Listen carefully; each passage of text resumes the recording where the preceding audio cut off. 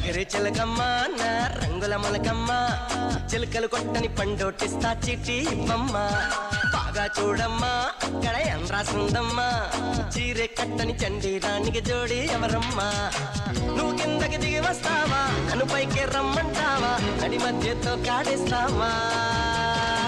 అసలే ఇది రావణలంక చెయ్యొద్దే నన్ను ఇంకా దయరాదా నా పై నీకింకా